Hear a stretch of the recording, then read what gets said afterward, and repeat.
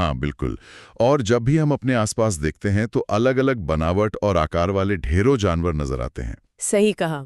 और ये जानकर थोड़ी हैरानी भी होती है कि अब तक दुनिया भर में 1 मिलियन यानी 10 लाख से भी ज्यादा जानवरों की स्पीशीज को पहचाना जा चुका है। 1 मिलियन से ज्यादा स्पीशीज, ये नंबर सच में बहुत बड़ा है। बहुत बड़ा है। तो हमारा आज का जो मिशन है वो यही समझना है कि वैज्ञानिक आखिर इतने विशाल एनिमल किंगडम का क्लासिफिकेशन कैसे करते हैं। बिल्कुल, क्योंकि जब इतनी सारी स्पीशीज मौजूद हों तो क्लासिफिकेशन की जरूरत सबसे ज्यादा अहम हो जाती है। एक साधारण स्पॉन्जस से लेकर इंसानों जैसे जटिल मैमल्स तक का ये बायोलॉजिकल सफर कैसे तय होता है, आज हम इसी की गहराई में उतरेंगे। ये सफर सच में बायोलॉजिकल नजरिए से बहुत रोमांचक है। ये सिर्फ नई खोजी गई स्पीशीज को एक सही और व्यवस्थित जगह देने का काम नहीं है। मतलब ये सिर्फ नाम रखने या लिस्ट बनाने तक सीमित नहीं है? बिल्कुल नहीं। दरअसल ये एक तरह का नक्शा है जो हमें बताता है कि विकास की सीढ़ी पर कौन सा जीव कहाँ खड़ा है। अच्छा। इससे हमें ये समझने में मदद मिलती है कि अलग-अलग जानवरों के बीच आपस में क्या एवोल्यूशनरी संबंध है और कैसे समय के साथ साधारण जीवों ने खुद को जटिल जीवों में बदल लिया। Okay, let's unpack this. जानवरों के शरीर का रूप, रंग और आकार एक दूसरे से इतना अलग होता है, एक केंचुआ और एक हाथी दिखने में बिल्कुल अलग हैं। हाँ, जमीन आसमान का फर्क है। या फिर एक उड़ती हुई चिड़िया और समंदर में रहने वाली जेलीफिश में कोई समानता नजर नहीं आती। तो फिर इन सबको एक सिस्टम में बांटने का या क्लासिफिकेशन का ठोस आधार क्या है? दिखने में चाहे जितनी भी असमानता हो, लेकिन बायोलॉजिकल लेवल पर कुछ बुनियादी फीचर्स होते हैं जो कई जीवों में एक समान होते हैं। सबसे पहला और अहम आधार है levels of organisation. Levels of organisation. हाँ, एनिमेलिया के सभी सदस्य मल्टीसेल्युलर होते हैं, यानी उनका शरीर एक से ज्यादा सेल से बना है, लेकिन उन सेल्स का पैटर्न एक जैसा नहीं होता। तो क्या ये पैटर्न अलग-अलग स्तर पे काम करता है? बिल्कुल। सबसे निचले स्तर पर सेल्यूलर लेवल का ऑर्गेनाइजेशन देखने को मिलता है, जो स्पॉन्जेस में होता है। सेल्यूलर लेवल मतलब जहां सेल्स बहुत ही बेसिक तरीके से काम करते हैं। सही कहा। इसे ऐसे समझें जैसे कुछ फ्रीलांसर्स एक साथ काम कर रहे हों, जहां हर सेल अपना काम खुद कर रहा है और वे सिर्फ एक ढीले समूह में है। और फिर इसके बाद विकास का अगला कदम क्या होता है? फिर आता है टिश्यू लेवल, जो कॉइल एंड ट्रेट्स में देखा जाता है। यहाँ एक जैसा काम करने वाले सेल्स एक साथ मिलकर टिश्यू बना लेते हैं, बिल्कुल एक टीम की तरह। इस हिसाब से प्लैटीहेल्मिन्थिस और दूसरे ऊंचे फाइला में विकास एक कदम और आगे बढ़ जाता होगा। एकदम सही पकड़ रहे हैं आप। वहां टिश्यूज मिलके ऑर्गन लेवल बनाते हैं। और फिर अगर एनालिडा या आर्थ्रोपोडा और मोलस्का जैसे जानवरों की बात करें तो वहां ये अलग अलग ऑर्गन्स मिलकर पूरा का पूरा ऑर्गन सिस्टम लेवल तैयार कर लेते हैं, जो शरीर के सारे जटिल काम संभालता है। ये तो बहुत ही तार्किक तरीका है जीवों को बांटने का। हाँ, और क्लासिफिकेशन का दूसरा बड़ा आधार सिमेट्री है, जिसका मतलब है शरीर के आकार का संतुलन। ये बहुत दिलचस्प है कि सिमेट्री से जानवर के रहन सहन का पता चलता है। शरीर के आकार का संतुलन? तो क्या स्पंजेस में कोई सिमेट्री होती है? स्पंजेस आमतौर पर एसिमेट्रिकल होते हैं, यानी शरीर का कोई फिक्स आकार नहीं होता। केंद्र से गुजरने वाली कोई भी रेखा उन्हें दो बराबर हिस्सों में नहीं बांट सकती। और जिनमें आकार फिक्स होता है उनका क्या? इसके उलट सीटेनोफॉर्स और इकाइनोडर्मेटा में रेडियल सिमेट्री होती है। रेडियल सिमेट्री को थोड़ा आसान भाषा में समझाएं तो? इसका मतलब है कि केंद्र से गुजरने वाली किसी भी प्लेन की रेखा शरीर को दो बिल्कुल एक जैसे हिस्सों में बांट देती है। रेडियल सिमेट्री वाले जीव किसी भी दिशा से आने वाले खतरे या शिकार को भांप सकते हैं। अच्छा, और हमारी यानी इंसानों की बात करें तो हम किस कैटेगरी में आते हैं? फिर आती है बायलैटरल सिमेट्री, जो आर्थ्रोपोडा या इंसानों में भी दिखती है। इसमें शरीर को केवल एक ही प्लेन से दाएं और बाएं दो बराबर हिस्सों में बांटा जा सकता है, यानी लेफ्ट और राइट साइड बिल्कुल एक जैसी होती है। हाँ, ये बायलैटरल सिमेट्री शिकार करने और तेजी से आगे बढ़ने के लिए एक बहुत बड़ा बायोलॉजिकल एडवांटेज है। ये तो शरीर के बाहरी आकार की बात होगी, लेकिन स्रोतों में एक और बहुत महत्वपूर्ण बायोलॉजिकल टर्म का जिक्र है, कोइलोम। हाँ, कोइलोम यानी बॉडी कैविटी। इसे एक तरह का शॉक एब्जॉर्बर या सुरक्षित कुशन समझ सकते हैं। शरीर के अंदर की बनावट भी तो क्लासिफिकेशन तय करती है। बिल्कुल। शरीर की बाहरी दीवार और पाचन तंत्र के बीच की जगह को कलोम कहते हैं। तो क्या ये सभी जानवरों में होती है? नहीं, जिन जानवरों में ये कैविटी नहीं होती उन्हें एकोलोमेट्स कहते हैं। इनके अंदर के अंग बिल्कुल ठसाठस भरे होते हैं। और जिनमें होती है? जिनमें एक फॉल्स कैविटी होती है जो पूरी तरह से लाइन नहीं होती, उन्हें स्यूडोकुलोमेट्स कहा जाता है। और जिनमें पूरी तरह से विकसित ट्रू बॉडी कैविटी होती है, उन्हें कोलोमेट्स कहते हैं। तो कोलोमेट्स होने का कुछ खास फायदा भी है? कोलोमेट्स होने का सबसे बड़ा फायदा ये है कि शरीर के अंदरूनी अंगों को बढ़ने और काम करने के लिए अपनी एक सुरक्षित जगह मिल जाती है। समझ गया। कोलोम के साथ साथ डिप्लोब्लास्टिक और ट्रिप्लोब्लास्टिक ऑर्गेनाइजेशन का अंतर भी बहुत गहराई से समझाया गया है। हाँ, ये भ्रूण यानी एम्ब्रियो के विकास से जुड़ा हुआ है। अगर एम्ब्रियोनिक विकास के दौरान सेल सिर्फ 2 लेयर्स में बटे हों, बाहरी दीवार जिसे एक्टोडर्म कहते हैं और भीतरी दीवार जिसे एंडोडर्म कहते हैं, तो ऐसे जीवों को डिप्लोब्लास्टिक कहा जाता है। और ट्रिप्लोब्लास्टिक क्या होता है? अगर विकास के इस सफर में इन दोनों लेयर्स के बीच एक और तीसरी लेयर भी आ जाए, जिसे मीजोडर्म कहते हैं, तो वे जीव ट्रिप्लोब्लास्टिक कहलाते हैं। ये मीजोडर्म ही आगे चल के शरीर की मांसपेशियों और कई अहम अंगों का निर्माण करती है ना? बिल्कुल सही। इसके अलावा एक और फीचर है सेगमेंटेशन, जिसे मेटामरिज्म भी कहते हैं। जैसे अर्थवर्म में देखने को मिलता है। हाँ, अर्थवर्म को देखने पर साफ पता चलता है कि उसका शरीर बाहर और अंदर दोनों तरफ से छोटे छोटे हिस्सों या सेगमेंट्स में बटा होता है। इसे ही मेटामेरिक सेगमेंटेशन कहते हैं। एक आखिरी और सबसे अहम आधार है नोटोकॉर्ड। ये एक रॉड लाइक स्ट्रक्चर होता है जो एम्ब्रियोनिक विकास के दौरान मीजोडर्म से बनता है। हाँ, ये जीवों को एक तरह का स्ट्रक्चरल सपोर्ट देता है। तो जिन जानवरों में ये नोटोकॉर्ड पाया जाता है उन्हें कॉर्डेट्स कहते हैं। और जिनमें ये नहीं होता, यानी पोरीफेरा से लेकर इकाइनोडर्मेटा तक के जीव, उन्हें नॉन कॉर्डेट्स कहा जाता है। ये बहुत ही व्यवस्थित तरीका है चीजों को समझने का। What's fascinating here is कि ये सिर्फ बायोलॉजिकल शब्दों की लिस्ट नहीं है, बल्कि ये जीवन के विकास की पूरी कहानी है। कैसे एक साधारण सेल्यूलर जीव धीरे धीरे अंगों वाले जीव में बदला। तो चलिए इन नॉन कॉर्डेट्स की दुनिया पर करीब से नजर डालते हैं। स्रोत में दी गई अलग अलग फाइलम की विविधता सच में हैरान करने वाली है। शुरुआत फाइलम पोरीफेरा से करते हैं। इन्हें आम भाषा में स्पॉन्जेस कहा जाता है। ये आमतौर पर समंदर में पाए जाते हैं। इनमें सबसे खास बात इनका वाटर ट्रांसपोर्ट या कनाल सिस्टम है। ये एक तरह के जीवित वाटर फिल्टर की तरह काम करते हैं। हाँ, पानी इनके शरीर में मौजूद छोटे छोटे छिद्रों से अंदर आता है, जिन्हें ऑस्टिया कहते हैं। और इसी पानी के बहाव से ये अपना खाना जमा करते हैं और गैसों का आदान प्रदान करते हैं। एक तरह से बिना किसी जटिल सिस्टम के भी स्पॉन्जेस अपना जीवन बहुत शानदार तरीके से जी रहे हैं। बिल्कुल। इसके बाद बारी आती है फाइलम कोएलेंटरा की, जिसे सिंडारिया भी कहते हैं। इस फाइलम की खासियत ये है कि इनके शिकार करने का तरीका बहुत अनोखा है। मैंने पढ़ा था कि इनमें टेंटिकल्स पे कुछ खास तरह के कैप्सूल्स होते हैं। हाँ, इनके टेंटिकल्स पर सीनोब्लास्ट्स या स्टिंगिंग कैप्सूल्स मौजूद होते हैं। ये कैप्सूल्स शिकार को पकड़ने और खुद को बचाने के लिए कुदरती हार्पून या तीर का काम करते हैं। जेलीफिश इसी कैटेगरी में आती है। बहुत ही खतरनाक लेकिन प्रभावी तरीका है। और इसी पानी की दुनिया में एक और फाइलम है जिसे फाइलम क्रिटिनोफोरा कहते हैं। इन्हें अक्सर कोम जेलीज कहा जाता है। और इनमें एक बहुत ही जादुई खूबी होती है, बायोलुमिनेसेंस। ये सच में एक अहम मोमेंट है। हाँ, बायोलुमिनेसेंस का मतलब है कि ये जीव खुद अपने शरीर से रोशनी यानी लाइट पैदा कर सकते हैं। गहरे अंधेरे समंदर में चमकते हुए इन जीवों की कल्पना करना एक अद्भुत अनुभव है, जैसे पानी के अंदर कोई नियॉन लाइट जल रही हो। ये प्रकृति का अपना लाइट शो है।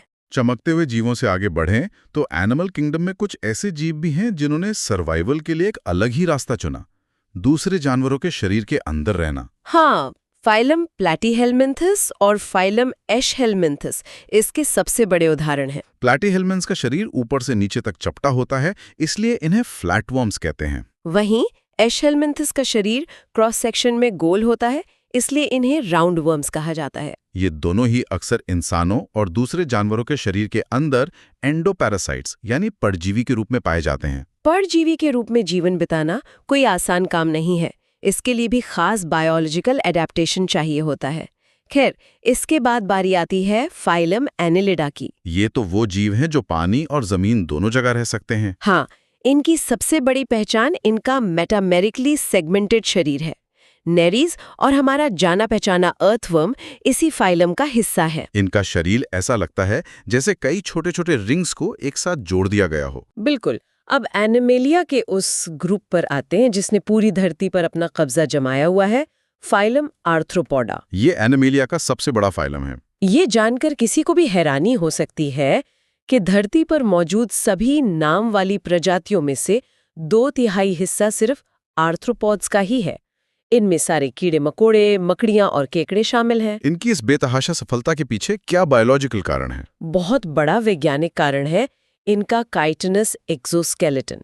ये एक तरह का मजबूत बाहरी कवच है जो एक आर्मर सूट की तरह काम करता है। तो ये कवच इन्हें हर तरह के मौसम और शिकारियों से बचाता है। साथ ही इनमें जॉइंटेड अपेंडेजेस पाए जाते हैं, यानी इनके पैर और दूसरे अंग जोड़ों में होते हैं जो इन्हें बहुत तेज और सटीक मूवमेंट करने की ताकत देते हैं। इसी वजह से ये गहरे समंदर से लेकर सबसे ऊंचे पहाड़ों तक फैले हुए हैं। इसके बाद दूसरा सबसे बड़ा फाइलम आता है, फाइलम मोलस्का। इन जीवों की कहानी भी बहुत रोचक है। इनका शरीर बहुत नरम होता है ना? हाँ, लेकिन खुद को बचाने के लिए ये एक सख्त कैल्केरियस शेल यानी कैल्शियम से बने कवच के अंदर रहते हैं। घोंगा या स्नेल इसका अच्छा उदाहरण है। और इनके खाने का तरीका भी काफी अलग है। खाने के लिए इनके मुंह में एक खास ऑर्गन होता है जिसे रेड्यूला कहते हैं। ये किसी रेती या सैंडपेपर की तरह काम करता है जिससे ये अपने खाने को खुरच कर खाते हैं। नॉन कॉर्डेट्स के इस सफर में अभी एक और अहम नाम बाकी है। हाँ, आखिर में फाइलम इकाइनोडर्मेटा आता है। इकाइनोडर्मेटा का मतलब ही है कांटेदार शरीर वाले जीव, यानी स्पाइनी बॉडीड जानवर, जैसे कि स्टारफिश। और इनके लार्वा और अडल्ट स्टेज में सिमेट्री बदल जाती है। ये बहुत ही अजीब बायोलॉजिकल बदलाव है। बिल्कुल। जब ये अडल्ट्स बन जाते हैं तो रेडियल सिमेट्री दिखाते हैं, लेकिन इनके लार्वे स्टेज में बिलैटरल सिमेट्री होती है। और इनमें एक खास सिस्टम भी होता है। इनमें वाटर वैस्कुलर सिस्टम होता है जो एक बहुत ही खास फीचर है। ये पानी के प्रेशर का इस्तेमाल करके इन्हें चलने फिरने, खाना पकड़ने और सांस लेने में मदद करता है। Here's where it gets really interesting. अब तक की चर्चा उन जानवरों पर थी जिनमें नोटोकॉर्ड नहीं होता, लेकिन इन दोनों दुनियाओं के बीच एक पुल भी है, फाइलम हेमिकॉर्डेटा। हेमिकॉर्डेटा का इतिहास काफी उलझा हुआ रहा है। पहले वैज्ञानिकों ने इन्हें कॉर्डेट्स के अंदर ही एक सब फाइलम मान लिया था। तो फिर इन्हें अलग क्यों किया गया? बाद में और रिसर्च होने पर पता चला कि ये अलग है और अब इन्हें नॉन कॉर्डेट्स के तहत एक अलग फाइलम का दर्जा दे दिया गया है। इसकी वजह ये थी कि इनके शरीर के कॉलर रीजन में एक खास स्ट्रक्चर होता है जिसे स्टोमोकॉर्ड कहते हैं। ये स्टोमोकॉर्ड क्या नोटोकॉर्ड जैसा ही होता है?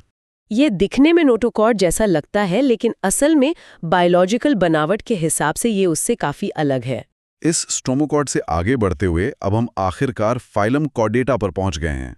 हाँ, और कॉर्डेट्स के ग्रुप में शामिल होने के लिए किसी भी जानवर के शरीर में 4 मुख्य बायोलॉजिकल फीचर्स का होना बहुत जरूरी है।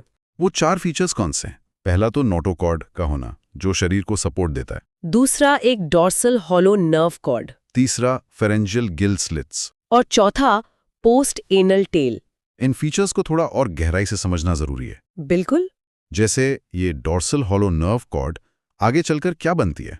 ये आगे जाकर सेंट्रल नर्वस सिस्टम यानी दिमाग और रीढ़ की हड्डी का ब्लूप्रिंट बनता है। और फेरेंजियल गिल स्लिट्स? पानी में रहने वाले जीवों में ये सांस लेने के काम आते हैं, लेकिन इंसानों जैसे जमीन पर रहने वाले जीवों में एम्ब्रियोनिक विकास के दौरान ये जबड़े और कान के कुछ हिस्सों में बदल जाते हैं। ये इस बात का सबूत है कि हम सभी का विकास एक ही जगह से हुआ है। एकदम सही। इस विशाल कॉर्डेटा ग्रुप को समझने के लिए इसे मुख्य रूप से 2 हिस्सों में बांटा गया है, एग्नाथा और गिनैथोस्टोमेटा। एग्नाथा का मतलब है वो जानवर जिनमें जबड़े यानी जॉ नहीं होते। जबड़े का ना होना एक बहुत पुराना फीचर है। इसका सबसे अच्छा उदाहरण क्लास साइक्लोस्टोमेटा है। हाँ, क्योंकि इनके जबड़े नहीं होते इसलिए इनका मुंह गोल और सकिंग वाला होता है, जिससे ये दूसरी मछलियों का खून चूसते हैं। और दूसरी तरफ आते हैं गिनैथोस्टोमेटा, जिनमें पूरी तरह से विकसित जबड़े होते हैं। जबड़े का विकसित होना एनिमल किंगडम में एक बहुत बड़ा गेम चेंजर था। इसने जानवरों को बड़े शिकार करने और अलग-अलग तरह का खाना खाने की आजादी दी। अब हम उस कैटेगरी की तरफ बढ़ रहे हैं जिन्हें हम अपनी रोजमर्रा की जिंदगी में सबसे ज्यादा देखते हैं। मछलियां, पक्षी और हम इंसान सभी ग्नाथोस्टोमाटा के अंदर ही आते हैं। If we connect this to the bigger picture, तो ग्नाथोस्टोमाटा को आगे दो बड़ी सुपर क्लासेस में बांटा गया है। पहली है सुपर क्लास पाइसीज यानी मछलियां, जिनमें तैरने के लिए फिन्स होते हैं। पाइसीज के अंदर दो मुख्य क्लासेस आती हैं जो आपस में बहुत अलग है। पहली है कॉन्ड्रिक्थाइस, जिनकी हड्डियां कार्टिलेजिनस होती हैं यानी कार्टिलेज से बनी होती हैं, जैसे शार्क। शार्क से जुड़ा एक बहुत ही जबरदस्त बायोलॉजिकल फैक्ट है, चॉन्ड्रिक्थिस की शरीर में एयर ब्लैडर नहीं होता। हाँ, एयर ब्लैडर वो ऑर्गन है जो मछलियों को पानी में तैरते रहने की ताकत देता है। तो इसका मतलब एयर ब्लैडर ना होने की वजह से डूबने से बचने के लिए शार्क को बिना रुके लगातार तैरना पड़ता है। बिल्कुल, वे कभी एक जगह रुककर आराम नहीं कर सकती। ये वाकई किसी बड़े आहा मूवमेंट से कम नहीं है। लगातार तैरना सर्वाइवल की एक बहुत ही कड़ी शर्त है। वहीं पाइसेस की दूसरी क्लास है ऑस्टिचथीस। ये बोनी मछलियां होती हैं, यानी इनकी हड्डियों का ढांचा होता है। तो क्या इनमें एयर ब्लैडर होता है? हाँ, इनमें बॉयंसी बनाए रखने के लिए कुदरती तौर पर एयर ब्लैडर मौजूद होता है, इसलिए ये पानी में एक जगह शांति से रुक भी सकती हैं। और इनके सांस लेने के सिस्टम में भी कुछ अलग होता है। इनके गिल्स को ढकने और सुरक्षित रखने के लिए एक ऑपर्क्यूलम नाम का कवर भी होता है। पानी की दुनिया से बाहर निकलें तो पाइसिस के बाद आती है सुपर क्लास टेट्रापोडा। टेट्रोपोडा का मतलब है वो जानवर जिनके 4 पैर या लिम्स होते हैं। जमीन पर जीवन की शुरुआत इसी ग्रुप से हुई थी। इसमें सबसे पहली क्लास है एम्फीबिया। एम्फीबिया का मतलब ही है डुअल लाइफ, यानी ये पानी और जमीन दोनों जगह रह सकते हैं।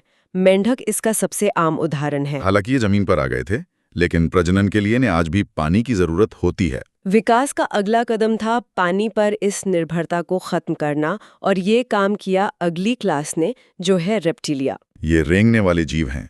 जमीन पर पूरी तरह से बसने के लिए इनकी स्किन में बदलाव हुआ। इनकी स्किन पूरी तरह से सूखी और स्केली होती है, जो शरीर का पानी बाहर नहीं निकलने देती।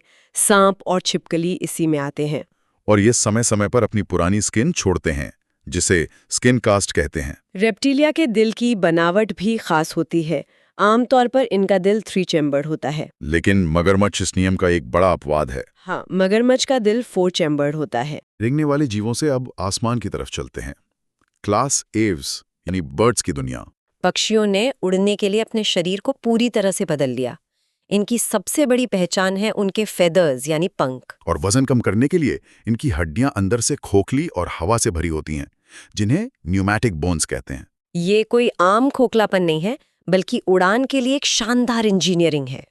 इनका दिल पूरी तरह से 4 चेम्बर्ड होता है। और रिप्टाइल्स के उलट ये वार्म ब्लडेड यानी होम्योथर्मस जानवर होते हैं। इसका मतलब है कि ये बाहर के मौसम के बावजूद अपने शरीर का तापमान हमेशा एक जैसा बनाए रख सकते हैं। और विकास की इस लंबी कड़ी के अंत में आती है वो क्लास जिसका हिस्सा हम सब भी हैं, क्लास मैमेलिया। मैमल्स ने खुद को इतना बेहतर अडेप्ट किया है कि ये दुनिया के हर कोने में पाए जाते हैं, ध्रुवों की जमा देने वाली बर्फ से लेकर तपते रेगिस्तान और गहरे जंगलों तक। मैमेलिया का सबसे अनोखा फीचर क्या है? इनका सबसे परिभाषित करने वाला फीचर है मैमरी ग्लैंड्स का होना। इन्हीं ग्रंथियों से दूध बनता है, जिससे ये अपने बच्चों को शुरुआती पोषण देते हैं। इसके अलावा मैमल्स की स्किन पर हेयर यानी बालों का होना भी एक बहुत ही खास बायोलॉजिकल फीचर है, जो शरीर को गर्म रखने में मदद करता है। मैमल्स आम तौर पर विविपेरस होते हैं, जिसका मतलब है कि अंडे देने के बजाय ये सीधे बच्चों को जन्म देते हैं। लेकिन जैसा कि विज्ञान में हमेशा होता है, कुदरत हमेशा कुछ ना कुछ सरप्राइज रखती है। प्लेटिपस जैसे कुछ मैमल्स अपवाद भी मौजूद हैं। बिल्कुल, प्लेटिपस एक मैमल होने के बावजूद बच्चों को जन्म देने के बजाय अंडे देता है। यही एनिमल किंगडम के क्लासिफिकेशन की सबसे बड़ी खूबसूरती है। एक तरफ हमारे पास कड़े बायोलॉजिकल नियम हैं, जैसे सिमेट्री, कोलोम और नोटोकॉर्ड, जिनके आधार पर हमने पूरी दुनिया के जीवों को बांटा है। तो दूसरी तरफ उन नियमों को तोड़कर एक नई राह बनाने वाले शानदार अपवाद भी मौजूद हैं। So what does this all mean? इस पूरी चर्चा का सार यही है कि प्रकृति ने हर चीज को बहुत सोच समझकर डिजाइन किया है। आज की इस लंबी और गहरी चर्चा को अगर एक धागे में पिरोया जाए तो ये स्पष्ट होता है कि क्लासिफिकेशन सिर्फ जीवों को अलग अलग बॉक्स में रखने का नाम नहीं है। हमने देखा कि कैसे कोशिकाओं यानी सेल्स के एक बिल्कुल साधारण से समूह से शुरू होकर प्रकृति ने स्पॉन्जेस से लेकर उड़ने वाले पक्षियों और जटिल मैमल्स तक का सफर तय किया। प्रकृति ने हर जीव को एक खास लेवल्स ऑफ ऑर्गेनाइजेशन, एक तय सिमेट्री और एक विशेष ऑर्गन सिस्टम के साथ बहुत ही बारीकी से डिजाइन किया है। इस पूरे एनिमल किंगडम में कोई भी जीव यूं ही नहीं बन गया है। हर किसी के शरीर की बनावट के पीछे एक लॉजिकल बायोलॉजिकल कारण मौजूद है। लेकिन इस डीप डाइव को खत्म करने से पहले एक विचार पर गौर करना बहुत जरूरी है। वो क्या? जरा सोचिए, जानवरों का ये पूरा क्लासिफिकेशन और हमारा सारा ज्ञान कुछ बहुत ही खास बायोलॉजिकल फीचर्स जैसे नोटोकॉर्ड, सीलोम या सिमेट्री पे टिका है। हाँ, हमने यही डिस्कस किया। लेकिन अगर कल को भविष्य में गहरे समुद्र के किसी अंधेरे कोने में या पृथ्वी की किसी अनजान जगह पर कोई ऐसी नई स्पीशीज मिल जाए जिसका शरीर इन सभी नियमों को एक सिरे से नकारता हो या तोड़ता हो, तो क्या होगा? ये तो बहुत ही क्रांतिकारी स्थिति होगी। क्या हमें अपने एनिमल किंगडम के इस पूरे नक्शे को और इस विज्ञान को फिर से नहीं लिखना पड़ेगा? ये सवाल वाकई सोचने पर मजबूर कर देता है। विज्ञान में कभी भी कुछ अंतिम नहीं होता। हर नई खोज एक नए सवाल को जन्म देती है और हमारे नजरिए को बदल देती है। सुनने वालों के लिए भी ये एक बहुत ही दिलचस्प विचार है। बिल्कुल। आज की इस गहरी चर्चा में हमारे साथ जुड़े रहने के लिए बहुत बहुत शुक्रिया। ज्ञान का ये रोमांचक सफर भविष्य में भी ऐसे ही जारी रहेगा।